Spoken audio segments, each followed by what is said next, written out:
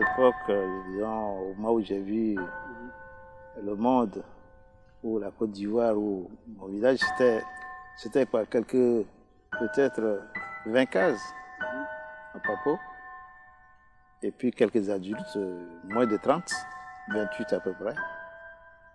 Mais c'était une communauté très liée, très solidaire, parce que le village était construit en pleine forêt.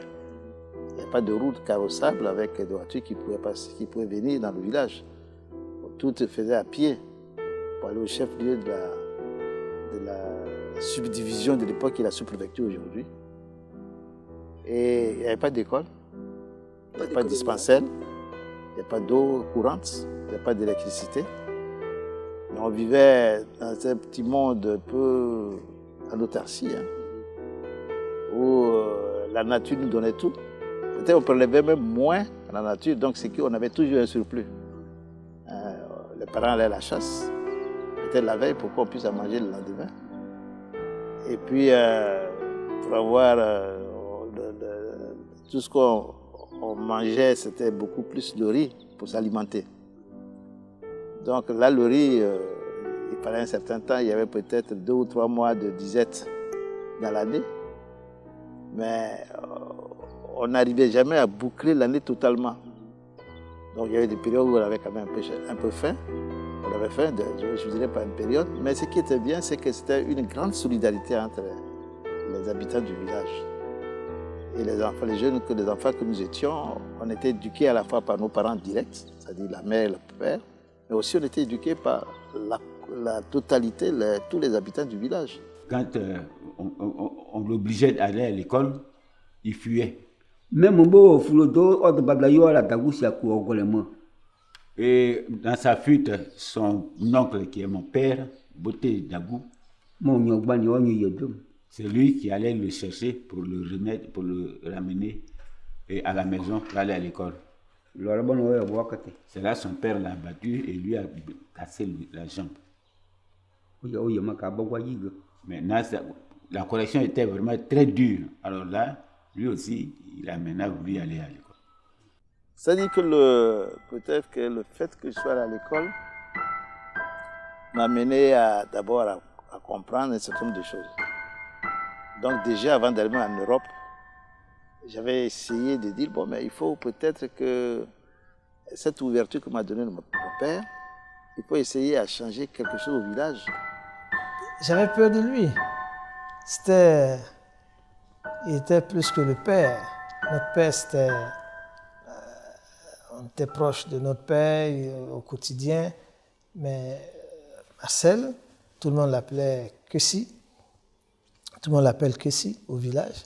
Kessi, mon Dieu, c'est un blanc, c'est un Européen qui vient de temps en temps, quelques rares fois au village. Il était très rare, il venait rarement. Et il était très respecté, adulé même. Donc, et c'est les adultes qui parlaient avec lui. Alors, donc, on était vraiment distants. Nous, on prenait nos distances, on le regardait de loin. Oui, Marcel Zeti Kessi est donc un ami de longue date. J'ai fait sa rencontre à l'école de Strasbourg, à l'école d'ingénieurs. À Strasbourg, il fait froid. Souvent, les hivers sont rudes. Et donc, de se retrouver dans un pays où il faisait si froid, je crois que ça ne lui convenait pas trop. Quand j'ai vu les Européens, les Français particulièrement en France, et que au fond, nous étions dans les mêmes classes, il y avait une certaine égalité, je peux dire, qu'on a perçue. Donc, ça permet quand même de plus de conscience quand même. Au fond, nous pouvons être comme les Européens, comme les Français. Ça aussi, donc, ça m'a amené à faire en sorte que ce que j'ai vu à l'extérieur, tant à Abidjan qu'en Europe, est-ce que je peux faire évoluer mon village? Ça a été une prise de conscience aussi. Marcel Zadi Kessi est né en 1936 à Yakoli Dabo, département de Soubré, dans la région du sud-est de la Côte d'Ivoire.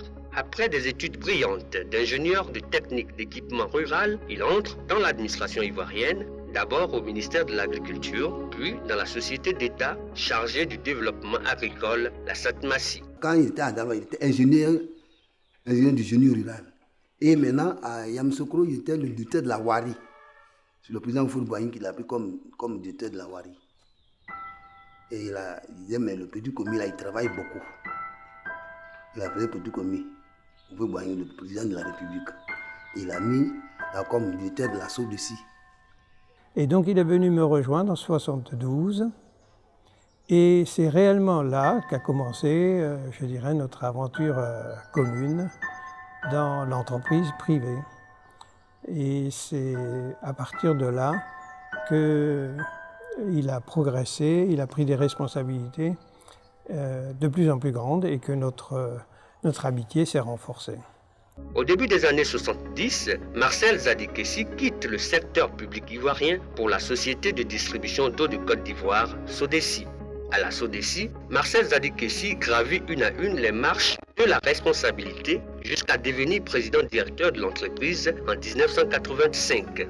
En 1990, à la création de la compagnie ivoirienne d'électricité CIE, Marcel Zadikessi en devient le président-directeur général. Comment Zadi a pris la CIE? Le chemin que nous avons monté pour le secteur de l'eau a intéressé et la Banque mondiale et le Lunettes Césario lors de la restructuration de l'ESCI.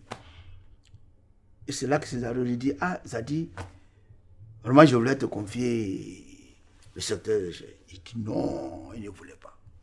Le président Fourboigny a suivi le président Bouygues pour ma nomination à la tête de CIE. Je ne sais pas si ce sont mes qualités humaines, non, mais peut-être qu'il a pensé que je pouvais être l'homme idéal pour faire ce travail. Ce samedi 20 octobre 1990 marquera une date importante dans l'évolution de l'ESCI. L'histoire retiendra que ce jour-là, dans la salle du conseil du siège national de la BCEAO, autour du gouverneur Alassane Ouattara, président du comité interministériel de coordination et de relance économique, a été scellé le nouveau destin de l'ESCI. Les responsables anciens de l'électricité, qui étaient les responsables de CI, ne nous voyaient pas évidemment arriver avec un grand plaisir. C'était un moment extrêmement difficile. Et c'est un moment où l'engagement et la détermination de Marcel étaient tout à fait essentiels. Il travaillait au bureau toute la journée, le soir il continuait à travailler tard dans la nuit chez lui, parce qu'il se sentait plus en sécurité chez lui qu'au bureau. Si je l'ai, d'une mère, mais avec une césarienne, sans anesthésie. On ne construit pas en détruisant le passé. C'est d'améliorer ce qui existe. C'est vraiment sa détermination et son engagement qui ont permis de réussir cette opération. Toutes les structures qui fonctionnent aujourd'hui, c'est vraiment l'empreinte des Zadi. Personne n'est venu ajouter quelque chose pour dire que vraiment, voilà.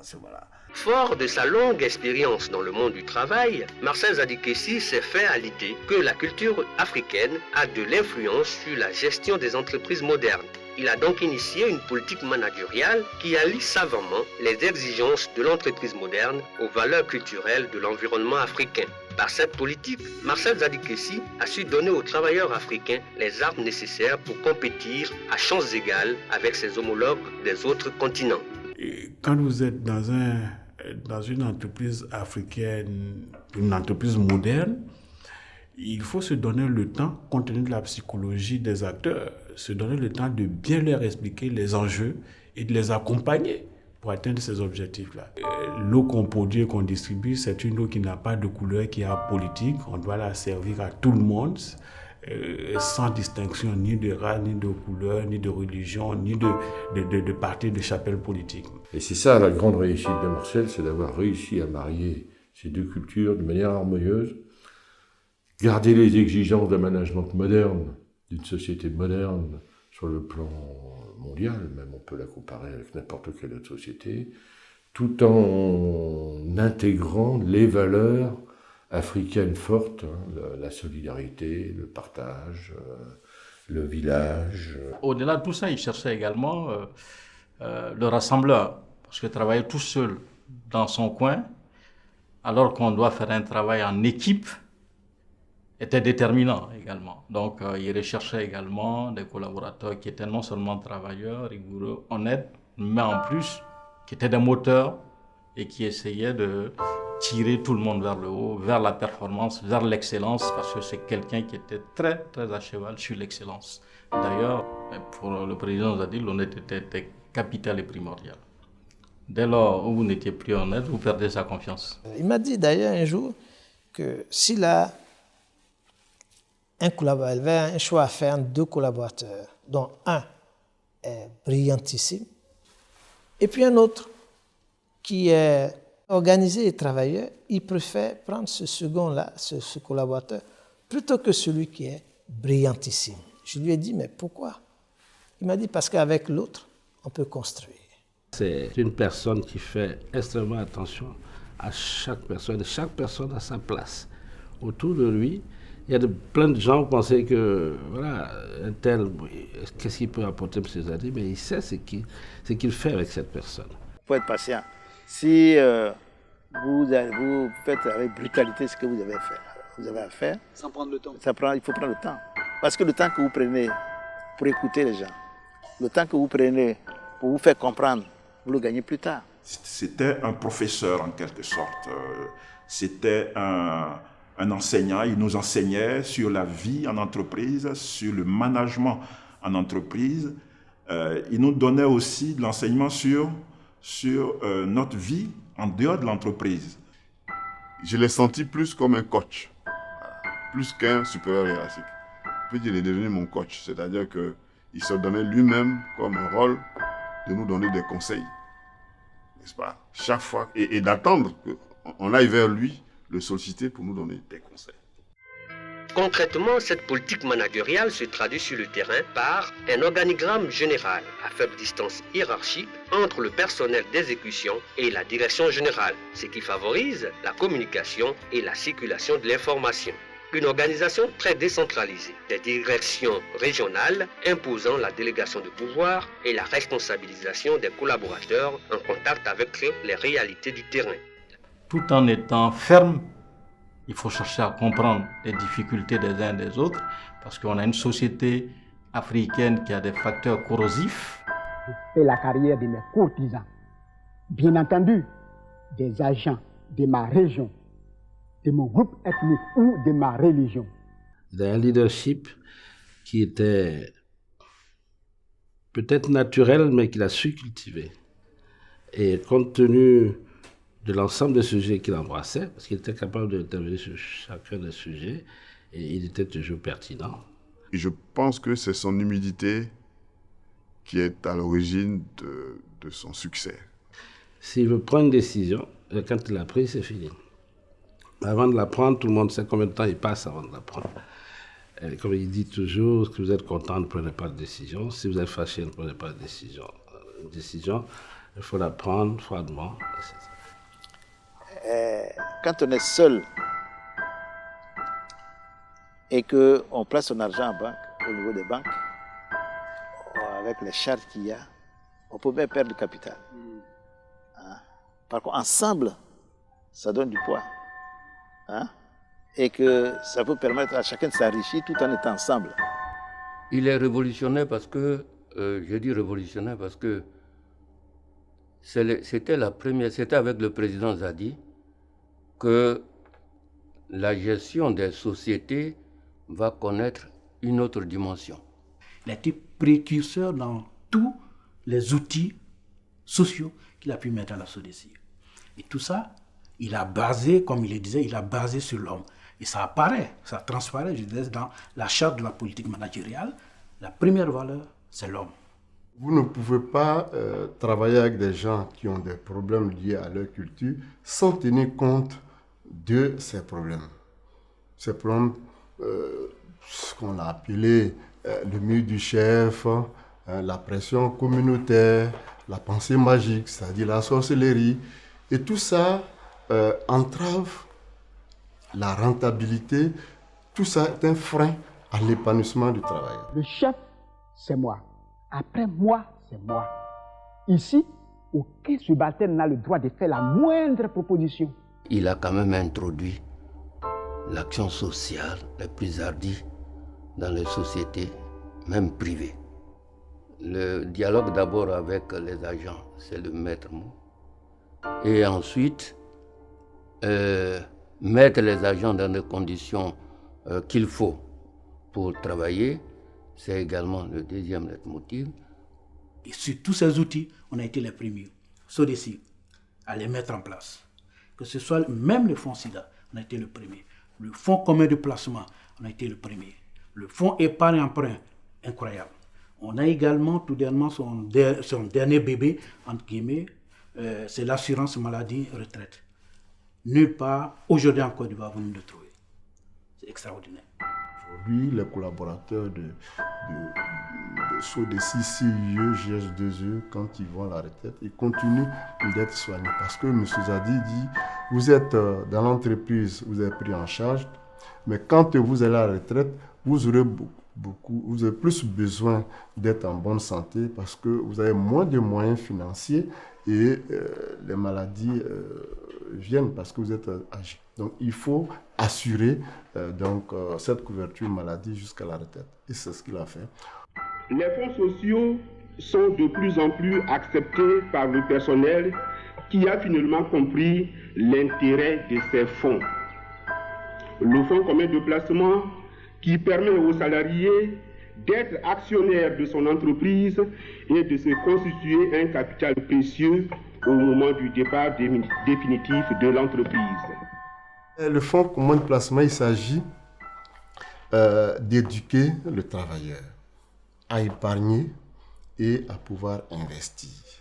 Parce que, comme je l'ai dit, à cause de la pression communautaire, on n'a pas le sens de l'épargne. Il y a tous les problèmes. Il y a quel problème? Il y a plus trop de crédit. Je ne sais pas comment il y a payé. Aujourd'hui, le fonds commun de placement existe et les agents, les collaborateurs sont fiers parce qu'il y en a qui partent à la retraite avec plus de 30 millions, 50 millions. Dans l'entreprise, ils sont 5 000. Aujourd'hui, ils ont acheté des actions de l'entreprise qui les emploie. Ils ont acheté des actions d'autres entreprises. Ils sont aujourd'hui, au moment où je vous parle, ils sont à 22 milliards. Voilà. Tous les outils qui permettent de répondre aux demandes sociales, n'est-ce pas, du travailleur ivoirien. Je parle du fonds commun de placement, je parle des fonds de solidarité. Enfin, je parle de toute la politique sociale, n'est-ce pas, que le président Zadi a imaginé et a mis en œuvre dans nos entreprises. Voilà. Ça fait partie de l'héritage que nous devons perpétuer. Mais Yao, pourquoi tu me fais ça? Ça fait 4 jours que je te cherche. Je te dois et tu me cherches pourquoi? Ah bon? Je te cherche pourquoi? Le lait de ton enfant là, qui va payer? Notre enfant. Le courant, qui va payer? Au-delà, si vous voulez, de tout ce qu'il a mis en place comme outils, comme moyens, comme organisation, n'est-ce pas, d'entrepreneurs privés, n'est-ce pas, il a développé également des actions permettant à chacun d'entre nous de nous épanouir dans notre vie personnelle. Il discute avec les plus petits, mais il discute sérieusement. Et il a des questions précises à poser à ces personnes, des échanges riches, quelquefois. Là où il peut avoir, où il a le pouvoir, les gens qui sont sous sa responsabilité, il tient à ce que ces personnes-là puissent se réaliser totalement et entièrement. Mais lui, il poursuit un but, c'est d'amener les gens à comprendre qu'ils ne sont pas rien et qu'ils peuvent se hisser au niveau qu'ils souhaitent dans la société. Il a donc aidé au maximum à l'épanouissement du personnel de la SODECI et puis après, dans un deuxième temps, de la CIE. Il avait un très grand soin pour que la paix sociale soit dans l'entreprise. Et donc il a tout particulièrement développé la relation avec les syndicats, avec les représentants du personnel, de manière à préserver la paix sociale. Il disait souvent, sans la paix sociale, on ne peut pas développer l'entreprise. Et je pense qu'il avait vraiment raison. Selon le PDG du groupe, M. Marcel Zadi Kessi, le bon dirigeant d'entreprise doit avoir un certain nombre de qualités. Savoir anticiper et créer un très bon climat social dans l'entreprise. Et s'il y a un très bon climat social, on peut soulever des montagnes. Je vous invite à vous prononcer sur les propositions qu'au nom de la direction générale, je viens de vous faire.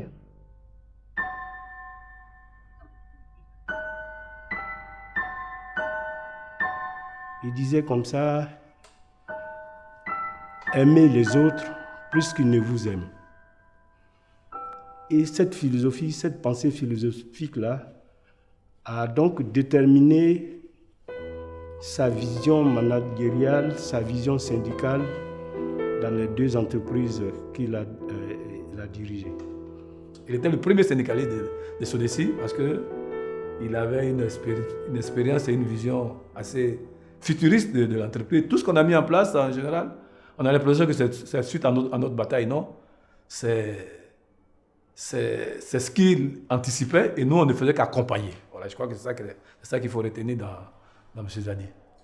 Comme je leur donne des responsabilités, il faut que je leur donne les moyens financiers, donc une gestion budgétaire, concertée, négociée.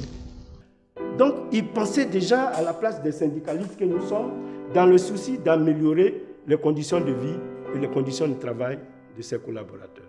C'est pas, je dis qu'il est plus syndicaliste que nous-mêmes. Nous, on voyait un peu l'aspect revendication, l'aspect contre-pouvoir, mais en fait, lui, ce n'était pas sa vision des choses. Lui, il avait une vision de l'homme. Il avait une vision de faire de l'homme quelqu'un de bien, parce qu'il en était très, très, très sensible. Cette rencontre étant la troisième que nous organisons à ce sujet. Si personne ne parle, la direction prendra ses responsabilités et vous proposera ce qui lui semble convenir à la situation. De 1987 à maintenant, on n'a pas eu de conflit frontal avec M. Zadi. Parce qu'il avait une longueur d'avance sur les problèmes qui devaient venir. Il les anticipait. À tel point que quand on arrivait là, le problème était résolu avant même qu'on y arrive. Il n'y a pas beaucoup d'entreprises ivoiriennes qui ont une salle de réunion, un bureau de syndicat avec une secrétaire payée par l'entreprise, le secrétaire général dégagé de ses activités pour ne gérer que l'action syndicale et la vie des collaborateurs. Je crois qu'il n'y a pas beaucoup d'entreprises qui ont réussi ça. L'homme est vraiment au centre de ma préoccupation. À l'entreprise, il y a des crews, des gens de l'Ouest, des gens du centre, des gens du Nord. Mon souci, c'est de voir comment les manager, comment les tenir pour qu'il y ait constamment la paix sociale dans l'entreprise. Quand tu es humain, tu es en face de toi des humains, tu es disposé, tu t'ouvres totalement pour que vous vous compreniez, pour que les solutions puissent être trouvées. Donc le président, au-delà de son leadership, c'est un humaniste, c'est un leader syndical à proprement parler. Enfin, quand il s'agit de faire payer une facture à un client récalcitrant, il lui est plus difficile d'expliquer à une femme qui n'a pas le moindre sous-vaillant. Il connaissait l'homme, donc il a joué sur la fibre de l'homme. Il est très difficile pour un homme en Afrique ici de venir se mettre devant une dame pour demander des modalités de paiement, pour sa fierté, son orgueil de mal en prendre un coup. Il fallait avoir du cran. Il fallait avoir du cran pour mettre des femmes en avant. Il nous a appris à manager. Il nous a appris à nous mettre en avant. Moi, personnellement, je suis ce que je suis parce que M. Zadi l'a voulu. Je ne dis pas que toutes les femmes sont rigoureuses, mais la majorité. La majorité est comme ça. Il faut leur faire confiance, faire participer. Parce qu'au fond, quand on regarde, plus de la moitié de la population, c'est les femmes. Est-ce qu'on peut les laisser complètement sur les bancs de touche? En 1990, nous sommes arrivés à la CIE. C'était un départ vers l'inconnu. Et M. Zadi a convoqué une réunion. Et les gens étaient sceptiques. Et les gens ne voulaient pas venir écouter M. Zadi, qui était pour les Blancs. On se disait, qu'est-ce qu'il allait faire pour nous? Il nous a dit ce qu'il attendait des femmes. Pourquoi est-ce qu'il voulait féminiser certains postes? La probité, la confiance, et la sagesse. Ce jour-là, c'est ce qu'il nous a dit. Et il a dit qu'on allait se retrouver dans 2 ans pour faire un premier point. Et quand on s'est retrouvés 2 ans plus tard, c'était la joie de savoir qu'il ne s'était pas trompé. Les femmes qui travaillent à BCAO, qui sont chargées de compter les billets de banque, je n'ai jamais appris qu'elles ont volé. Il avait confiance en l'honnêteté et à la maîtrise de la femme devant certaines tentations. Et il nous a tellement inculqué ça qu'on se devait d'aller dans ce sens-là. Ça nous a motivés pour aller dans ce sens-là. On s'est vu valoriser. On s'est vu valoriser. On s'est vu tenir des postes qui étaient auparavant tenus par des hommes. Et on travaillait. C'est pas parce qu'on était des femmes, on travaillait. Il faut bien les choisir. Il faut savoir d'où elles viennent. Quelle éducation elles ont reçue, à la limite. Ou les aider aussi également, parce qu'au fond, même si vous ne les connaissez pas, il faut les accompagner, les aider. Et si elles se sentent soutenues, elles font beaucoup de choses. Il y a 20 ans en arrière, il n'y avait pas de femmes au comité de direction. Aujourd'hui, il y a des femmes au comité de direction. Donc pourquoi pas un jour une femme directeur général. Le bel héritage que M. Zadi laisse à la SODECI, c'est que les femmes sont épanouies à la SODECI. Qui nous a ouvert beaucoup de portes. Les portes de la vie professionnelle, les portes du présent, les portes du futur également. Un grand merci à MZK. L'avenir, quand on dit comme ça, l'avenir appartient aux jeunes. Est-ce que vous voyez le sens de ce que ça veut dire ça? Je peux vous répondre. L'avenir appartient aux jeunes. Ça veut dire quoi? C'était quelqu'un qui ne mettait pas la jeunesse à l'écart, bien au contraire. Il cherchait à s'enrichir au contact de cette jeunesse en puisant de nouvelles idées dans son management. Il nous appelait les jeunes des écoles, des grandes écoles qui ont fait leurs études à l'étranger. Il trouvait qu'on était souvent très ambitieux, mais pas toujours très réalistes dans nos ambitions. Donc il s'amusait souvent à nous taquiner, à nous dire « Ah oui, vous les jeunes, vous avez l'impression que tout doit se faire comme une machine à calculer, que 2 et 2 font toujours plus, que 2 et 2 font toujours 4. » Mais en réalité, la vie, c'est beaucoup d'additions de petites choses qui font qu'on finit par y arriver. Est-ce que vous pensez à ce que vous allez être demain? Hein? Vous pensez à ça? Oui. À quoi vous pensez? Qu'est-ce que vous allez faire? À l'époque, quand on était jeune, on est, comme on dit, fougueux. On veut tout et maintenant. Et ça, il disait toujours, il faut de la patience. Il faut savoir attendre. Et naturellement, la jeunesse ne sait pas attendre. Il a toujours encouragé les jeunes à prendre des responsabilités. Dans son management, il était capable d'être suffisamment proche des plus jeunes pour pouvoir leur permettre de prendre des responsabilités grâce à des conseils, à un management rapproché, mais il était aussi suffisamment distant pour leur permettre de ne pas fuir leurs responsabilités grâce à la délégation, grâce à différents niveaux hiérarchiques qu'il y avait entre ces jeunes et lui. Quand vous regardez l'échelle sociale qu'il y a entre vous, vous vous dites, s'il me prend comme un être humain tel qu'il est, je suis prêt à lui donner tout ce qu'il veut. Et je pense que ça a été une des clés de son succès dans les entreprises qu'il a pu diriger, CIE, SODECI ou d'autres entreprises. Ils le font parce que c'est vous. Ils le font parce qu'ils savent que vous ne pouvez jamais les tromper. Ils le font parce qu'ils savent que vous avez de l'estime pour eux, vous les aimez. Mais vous ne les aimez pas pour faire n'importe quoi. Moi où je suis dans le conseil du village. Je suis très petit pour être dans le conseil du village. Dans le temps avant, il n'y avait pas un président des jeunes dans le conseil du village. Il n'y avait pas, ce que ma maman vient de me dire, il n'y avait pas les femmes dedans. Mais quand il a réfléchi, il dit non, mettez les jeunes dedans, mettez les femmes dedans. Aujourd'hui, je suis dans le conseil. Et on prend les décisions ensemble. Moi aussi, je suis écouté aussi dans le conseil. Ça me plaît beaucoup. Mais dans le jour où ils auront tout en main, leur avenir en main, et qu'ils peuvent prendre des initiatives, les Indiens qu'il faut progresser leur communauté. Mais je pense qu'il y aura un progrès, c'est-à-dire qu'au fond, ils auront progressé dans cette école-là de la vie. Ils auront progressé. Et qu'eux-mêmes, ils peuvent décider leur avenir. Autour du village, c'était des singes. On jouait avec les singes ici. Aujourd'hui, c'est quoi? On ne voit même plus rien. Des moutons qu'on gardait dans le village qui salissaient, on ne peut pas garder des moutons dans le village. Les poulets peuvent circuler, mais pas les moutons. Ce n'est pas un élevage. Tous les villages sont jaloux de nous.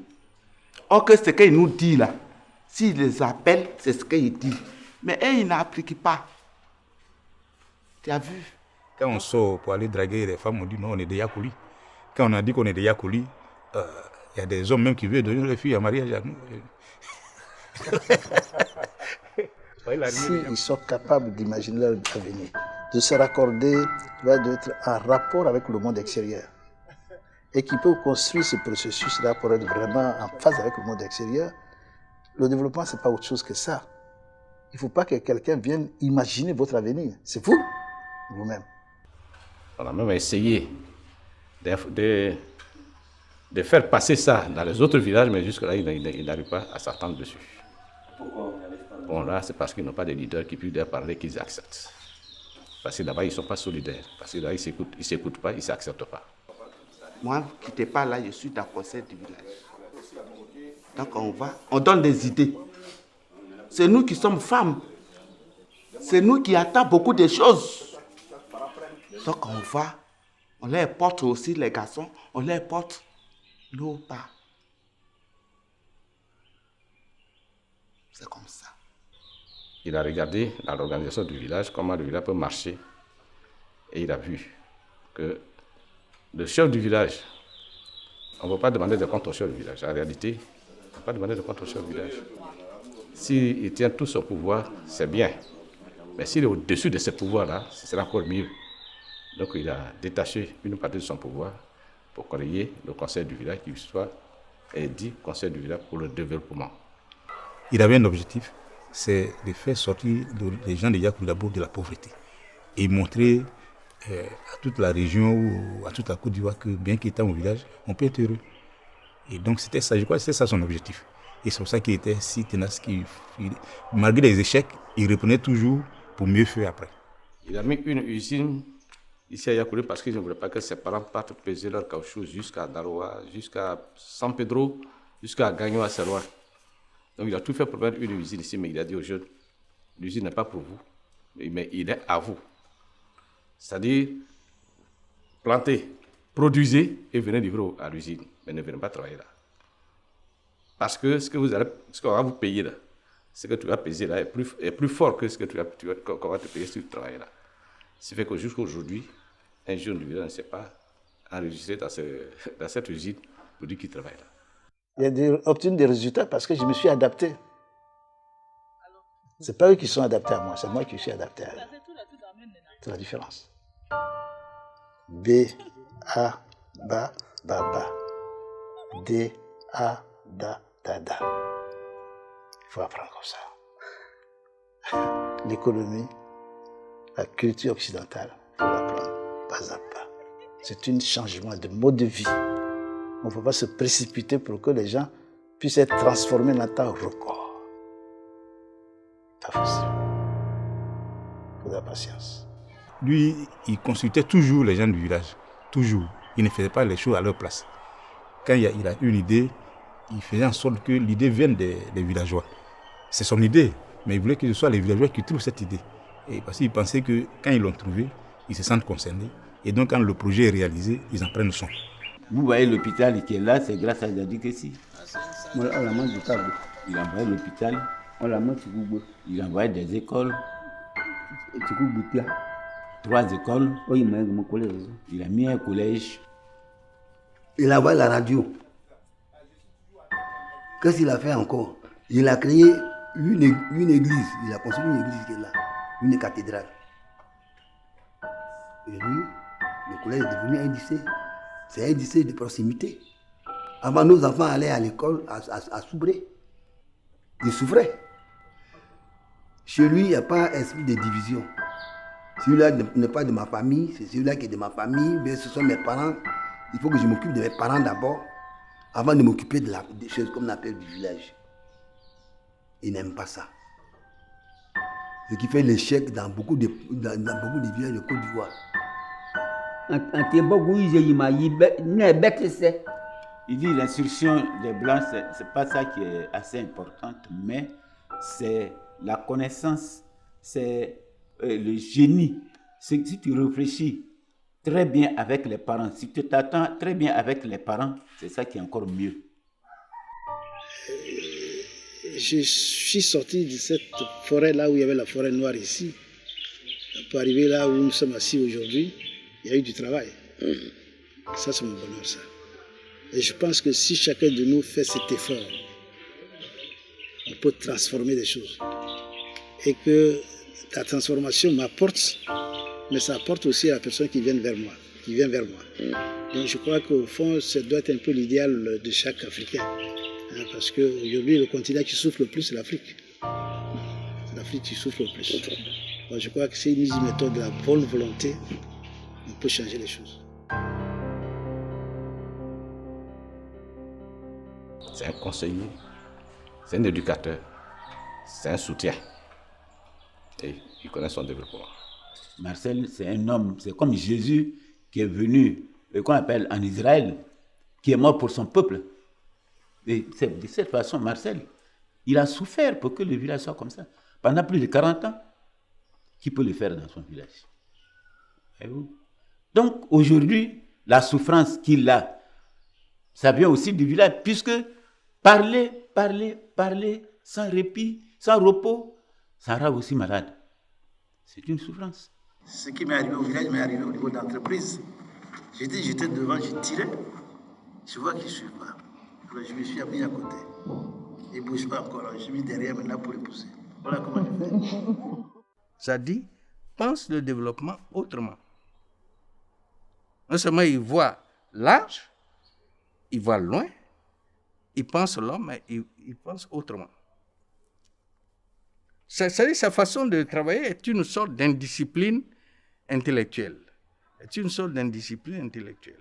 Un pèlerin infatigable de développement, le président Zadi Kessi anime de nombreuses conférences au plan national et international sur les problèmes de management des entreprises et du développement économique et social de l'Afrique.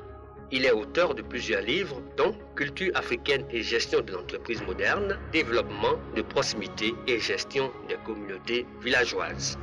Thomas d'Aquin disait une chose dans la Somme théologique. Il est plus beau d'éclairer que de briller seulement. C'est très profond. Lorsque vous brillez seulement, vous ne faites que vous faites de la lumière certainement, mais vous faites de l'ombre aussi beaucoup. Mais éclairer, c'est mieux. Et c'est ce qu'il fait. Zadi, il ne veut pas, il veut même pas briller. Il veut simplement apporter un éclairage. Je fais la différence entre l'éducation qu'on reçoit à la maison, qu'on reçoit des parents, ou de l'instituteur, ou du professeur d'éducation, la manière de se comporter. Et l'instruction, moi je pense que c'est deux choses différentes. Vous pouvez avoir des diplômes, et puis quand vous vous adressez à une foule, ou à une famille, ou à des camarades, sur 10 mots que vous prononcez, il y a 8 qui sont mauvais. Zadi vous dit constamment, le problème, c'est la culture. C'est moins l'argent qu'on le croit, la culture. Il a bien identifié le problème. Mettre en question la situation, j'en aime pas. Or, lui, il crée les conditions du changement qui change véritablement, et non pas un changement qui crée la routine, on croit qu'on change, non. Il veut véritablement bousculer les habitudes. L'argent ne suffit pas. Ce qui compte, c'est quoi? Ce qui paraît important, c'est l'éducation et la formation des hommes. Mais qui va venir vous dire de travailler si ce n'est pas vous-même? Moi, je peux venir vous dire, mais après, je m'en vais. Lorsque tu mets l'homme au centre, pour dire que c'est celui-là qui doit changer, pour que les autres changements puissent advenir, alors tu deviens un développeur. Il a commencé par donner des camions, on les a trouvés, les camions, sur Cal. C'est-à-dire que les gens n'ont aucune idée de l'amortissement, du renouvellement du matériel, tout ça. C'est donc véritablement un changement de culture. C'est vous qui pouvez changer les choses. Le pays, là, c'est vous qui pouvez changer. Je ne parle pas politique, là, je parle vraiment de la vie. Hein? Je ne parle pas de la politique politicienne. C'est vous qui pouvez changer les choses. Un passionné de la Côte d'Ivoire et de l'Afrique. Et profondément marqué par le colonialisme, les injustices, les sévices, les brimades du colonialisme. Dans la prison de Bassam où croupissent 1000 Africains, Mamba Bakayoko est morte à 70 ans. Morte pour avoir lutté pour que les écoles et les hôpitaux remplacent les cours de prison. Pour que tous ces gosses puissent vivre en paix, puissent vivre libres et fiers. Et pour lui, les Africains sont tout aussi capables, intelligents, travailleurs que les Européens et que les Africains peuvent réussir des choses extraordinaires pourvu qu'ils soient organisés, travailleurs, non, organisés en tout cas et aller dans le détail de l'action. On a des écoles, on a une radio, on a un marché, on a un certain nombre de choses, on a l'eau, l'électricité. Ça, c'est la transformation du développement. Mais ça ne suffit pas, ça, c'est pas ça le développement. C'est la capacité de l'homme de se prendre en main, d'imaginer son avenir et de le réaliser. M. Marcel Zadi Kessi a pensé autrement le développement au niveau de nos régions, de nos villages. Il a plutôt pensé que le développement, au lieu de venir du haut pour venir vers le bas, et c'est plutôt intéressant que le développement parte du bas pour remonter. Donc associer les villageois à ce qu'il a envie de faire. Et c'est ce modèle-là qu'il a tenté de développer au niveau de son village qui a été une parfaite réussite et qui fait 4 écoles aujourd'hui. Yakoli et village école. Alors je mettrais même là, de ce côté-là, une motion spéciale sur les ménages. L'éducation, la formation, c'est à la maison. Si les enfants sont abandonnés à eux-mêmes, si les enfants n'ont rien à faire, ce n'est pas une nation qui va réussir. Un groupe d'individus se réunissent, sont 20, mais tous les 20 sont malhonnêtes. Ils vont voter pour désigner un. Celui-là, est-ce qu'il sera honnête? Qu'il s'agit au niveau d'une famille, d'une communauté, d'une école, d'un ministère, d'un village. Il faut donner l'exemple. Les premiers responsables doivent donner l'exemple. Je dis à la limite, il faudra quand même voir leur vie. Ça se voit. Comment ils mènent leur vie au plan individuel pour leur donner une responsabilité au niveau national ou de toute une communauté. Il faut quand même aller voir si vraiment des valeurs morales sont respectées, au moins. J'ai découvert qu'en politique, ce n'est pas la compétence seulement qui fait que vous aurez une promotion. La compétence peut être une chose, mais c'est une condition plus ou moins nécessaire, mais n'est pas suffisante en politique pour avoir droit à une bonne promotion. Nous parlons avec beaucoup d'images dans ma petite région. Nous disons que l'oiseau ne se fâche jamais contre l'arbre. L'oiseau, c'est notre jeune frère. L'arbre, c'est la Côte d'Ivoire. Vous savez, et c'est son cas, lorsqu'en plus vous êtes en mesure de vous prendre totalement en charge en politique, dans nos pays, ça pose problème. Ça pose problème. L'on se méfie de vous parce que vous, si vous prenez entièrement en charge, ça veut dire que vous êtes capable d'avoir une certaine indépendance d'idées dans vos prises de position, ce qui n'est pas toujours accepté. L'on considère qu'on devrait, je ne dis pas être un béni, oui, mais enfin suivre de façon générale la ligne qui est tracée. Il était préoccupé par un sujet important. C'était le système unipartisan en Côte d'Ivoire, en Afrique en général. En 1990, c'était la fin justement de ce système unipartisan. Mais lui, il n'était pas pour la démocratie totale. Il n'était pas non plus pour le système de parti unique parce qu'il dit que ça empêche que des talents dans tous les domaines puissent éclore. Parce que la liberté, c'est très important. évidemment. Et donc, il fallait ouvrir le système. Le système ne pouvait pas continuer d'être aussi fermé. On est toujours dans le système de parti unique. L'eau n'a pas de couleur politique. J'ai donc dit à CIE, à SODECI, pas de politique, pas de tribalisme. Depuis près de 30 ans pour la SODECI et depuis près de 20 ans pour CIE. Donc je viens au Conseil économique et social. Je me retrouve à peu près dans le même contexte. On dit économie et social. Donc je ne parle pas politique. C'est un homme qui était courageux. Il a osé tenir en face des contraintes qu'on essayait de lui imposer, mais qui ne se laissait jamais imposer. Mis en échec à Abidjan, les rebelles s'étaient repliés vers le nord. Du côté loyaliste, tous les soupçons s'étaient portés sur le Burkina Faso. Il a refusé de couper le nord quand on lui a demandé de le faire, parce qu'il considérait que ça serait criminel vis-à-vis des populations de les priver d'eau et d'électricité. Et il a donc maintenu, envers et contre tout, un service. Et pendant toute la crise qu'on a connue, à aucun moment on a coupé le nord. Il pensait que c'était inconcevable parce que si vous coupez l'eau et l'électricité, bon, mais ça va avoir des conséquences graves sur les gens, avec des morts d'hommes. Il ne pouvait pas avoir ça sous la conscience. Donc il ne pouvait pas prendre la décision. Il a demandé qu'on lui fasse une réquisition écrite pour dégager sa responsabilité. Donc il était responsable. Il a eu le courage de faire face à cette situation. Ce que beaucoup de personnes ne peuvent pas faire. Il disait que l'erreur, c'est le tout politique. Il me disait souvent ça dans ses ouvrages. Quelquefois même, il disait, pour